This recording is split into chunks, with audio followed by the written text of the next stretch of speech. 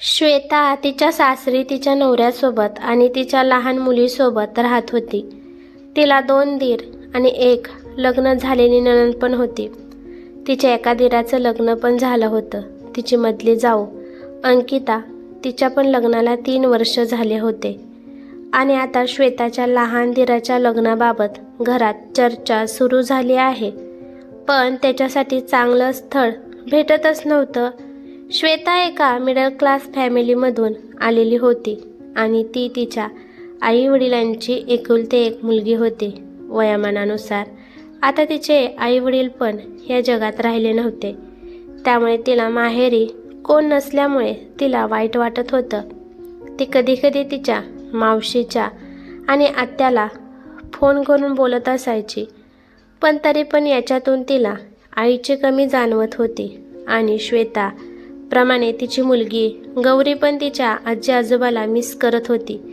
कारण ती जेव्हा लहान होती तेव्हा तिच्या आजीने तिला पण सांभाळलं होतं.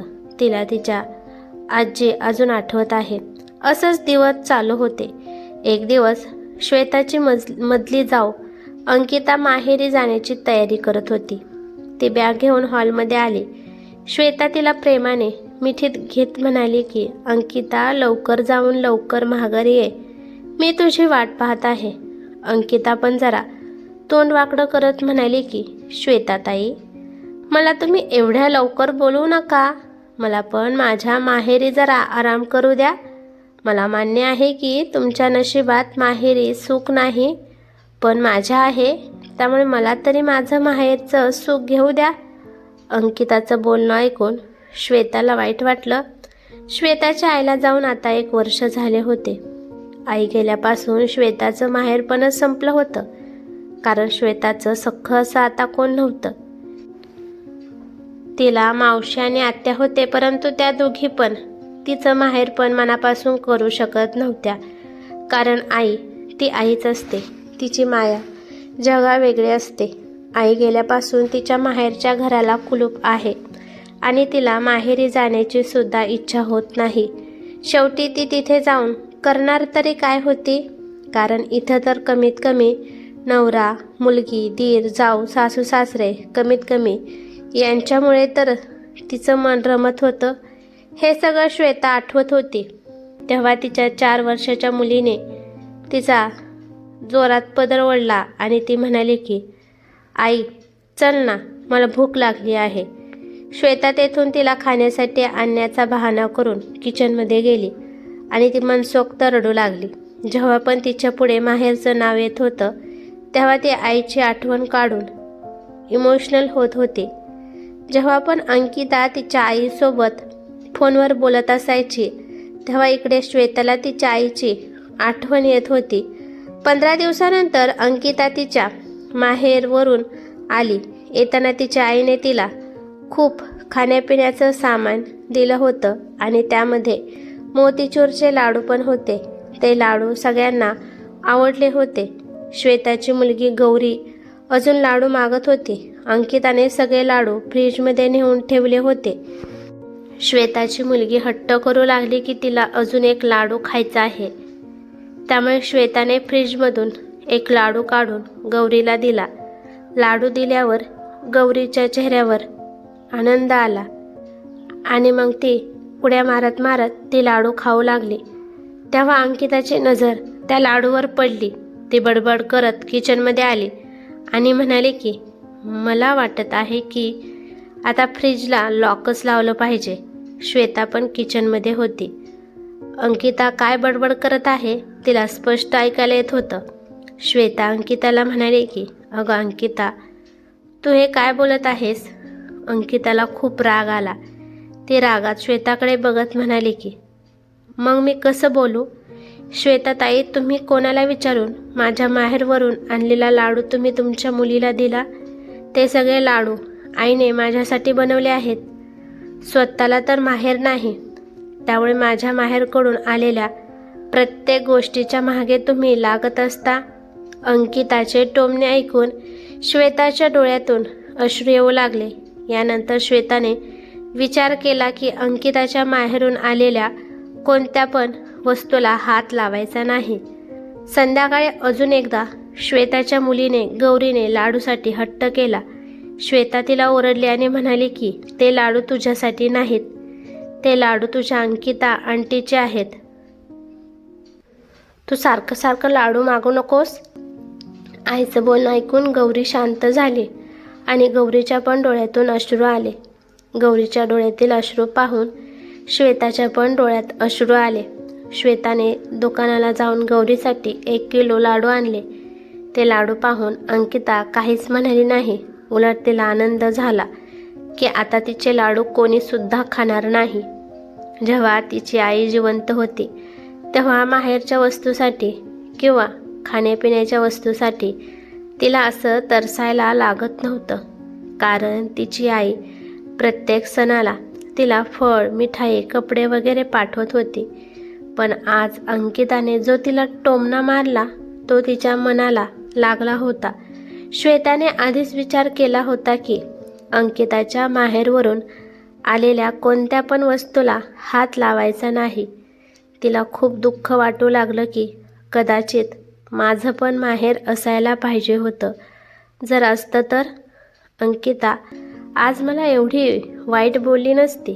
श्वेता तिच्या डोळ्यातल्या पाण्याला लपवत तेथून निघून गेली. हळूहळू दिवस चालत होते. आता अंकिता एका बाळाची आई पण झाली होती. श्वेताच्या लग्नाला आता 7 वर्ष झाले होते, तरी पण तिला माहेरची नेहमी आठवण येत होती. जेव्हा पण अंकिता तिच्या माहेरी जात होती तेव्हा येताना तिच्या चेहऱ्यावर जी चमक होती ती चमक पाहून श्वेताला तिच्या बाबतीत वाईट वाटायचं की तिचं हक्काचं असं कोणीच नाही. एक दिवस श्वेताच्या छोट्या दिरासाठी मीराचं स्थळ आलं. जेव्हा मीराला पाहण्यासाठी सासू सासरे गेले होते तेव्हा त्यांनी सोबत श्वेताला पण नेलं होतं. जेव्हा श्वेताने मीराला पाहिलं तेव्हा तिला खूप आनंद झाला, कारण का मीरा पण तिच्यासारखी साधी आणि गरीब होती. तिचं बोलणं पण खूप छान होतं. त्यानंतर सगळ्यांची पसंती झाल्यावर लग्नाचा विषय सुरू झाला. 1 महिन्यानंतर दोघांचं पण खूप धूमधडाक्यात साखरपुडा करण्यात आला आणि लग्न 6 महिन्यानंतर होणार होतं. अजून लग्न होण्यासाठी खूप वेळ होता. या काळात श्वेता आणि मीरा दोघी फोनवर खूप गप्पा मारत होत्या आणि मीरा पण सगळ्यांसोबत छान बोलत होती. त्या दोघींमध्ये खूप छान मैत्री निर्माण झाली. एक दिवस अचानक दरवाजावरची बेल वाजली. श्वेताने जाऊन दरवाजा उघडला तर समोर मीराला पाहून ती आश्चर्यचकित झाली. तिला पाहून श्वेताला आनंद पण झाला. तिने खूप प्रेमाने तिचं स्वागत केलं. श्वेताला नंतर कळालं की तिच्या सासूने मीराला घरी बोलावलं होतं, कारण लग्नाच्या आधीच मीराने तिची बेडरूम पाहावी आणि त्यानुसार त्यांना काही चेंज करायचं असेल तर ते करू शकतात. मीराला हे पाहून आनंद झाला की तिच्या सासरचे किती मॉडर्न विचाराचे आहेत. 6 महिन्यानंतर मीरा त्या घरची लहान सून म्हणून त्या घरात आली. 1 महिन्याच्या आतमध्येच मीरा त्या घरात खूप छान रुळली. श्वेता मीरावर खूप प्रेम करत होती.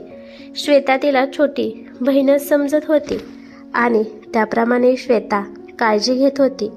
2 महिन्यानंतर जेव्हा मीरा तिच्या माहेरी गेली होती तेव्हा श्वेताला घरात काहीच करमलं नाही आणि जेव्हा मीरा माहेरवरून घरी यायला लागली आणि ती ॲटोमधून उतरायला लागली तेव्हा श्वेता पळतच तिच्यापाशी गेली आणि श्वेता तिची बॅग घेण्यासाठी तिची हेल्प करू लागली. दोघींनी पण एक बॅग हातात घेतली आणि आतमध्ये आल्या. त्या दोघींना असं सोबत येताना पाहून अंकिता तिच्या छोट्या जावेला म्हणजेच मीराला टोमणा देत म्हणाली की हे बघ मीरा, तू तुझ्या माहेरकडून आलेलं प्रत्येक सामान जरा जपून ठेव, कारण श्वेताताईला आपल्या माहेरकडून आणलेल्या वस्तूवर डल्ला मारायची खूपच सवय आहे, कारण त्यांना स्वतःचं माहेर नाही. असं म्हणून तोंडाला पदर लावून अंकिता हसू लागली. हे सगळं अंकिता चेष्टात बोलत होती, पण तिच्या चेष्टात श्वेताला तिचं बोलणं टोचलं. ती शांतपणे मीराची बॅग खाली ठेवून तिच्या खोलीत निघाली, पण मीराने लगेच पुढे होऊन श्वेताचा हात धरला आणि तिला थांबवलं आणि म्हणाली की, श्वेताताई, कुठे चालला आहात? तुम्ही इथेच थांबा. असं म्हणून मीराने तिची बॅग उघडली आणि त्यातील एक बॅग मीराने साईडला काढली आणि ती श्वेताला म्हणाली की, श्वेताताई, यामध्ये अंकिताताई, तुम्हाला आणि मला तिघींना पण आईने साड्या पाठवल्या आहेत आणि अजून सामान आहे. ते सगळं सामान आईने तुमच्यासाठी पाठवलं आहे. असं म्हणून मीराने ती बॅग श्वेताच्या हातात दिली. श्वेता चेहऱ्यावरून प्रश्न घेऊन मीराला विचारू लागली की, मीरा, यात काय आहे? आईने माझ्यासाठी काय पाठवले आहे? मीरा हसली आणि म्हणाली की, ताई, यामध्ये जास्त काही नाही, परंतु तुमच्यासाठी यात आईचं प्रेम आहे. श्वेताने उत्सुकतेने ती बॅग उघडली तर त्यामध्ये लाडू, चिवडा, लोणचे, अजून अशाच प्रकारचं त्यात सामान होतं. हे सगळं पाहून श्वेताला तिच्या आईची आठवण आली आणि तिच्या डोळ्यातून पाणी येऊ लागले आणि अंकिता हैराण होऊन त्या दोघींचं दृश्य पाहत होती आणि श्वेता जड आवाजात म्हणाली की, मीरा, हे सगळं सामान माझ्यासाठी का? ती श्वेताच्या डोळ्यातील अश्रू पुसत म्हणाली की, ताई, मला तुमच्या सगळ्या भावना कळतात. तुमचं मला दुःख कळतं आणि तुम्ही माझी मोठी बहीण आहात.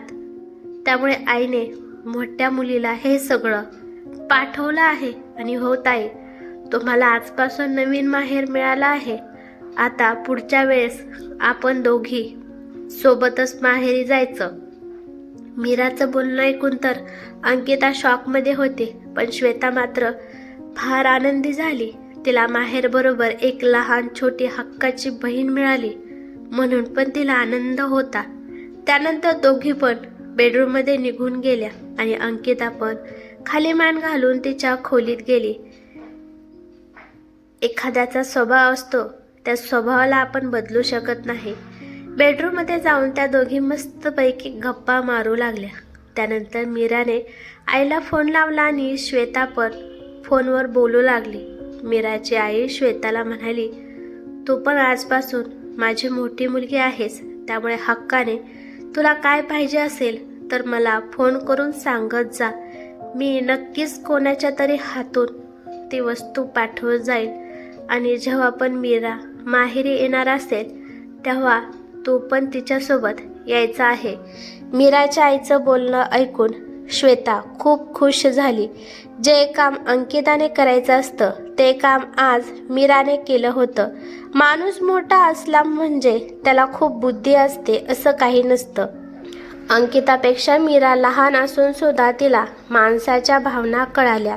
सगळ्यात महत्त्वाचं, भावना कळल्या पाहिजे की समोरचा का दुःखी आहे आणि त्याचं दुःख कमी करण्याचा नेहमी प्रयत्न करायला पाहिजे. पण काही माणसे त्याला अजून कसं दुःख द्यायला पाहिजे असा ते प्रयत्न करतात. आणि याचबरोबर संस्कार पण महत्त्वाचे असतात.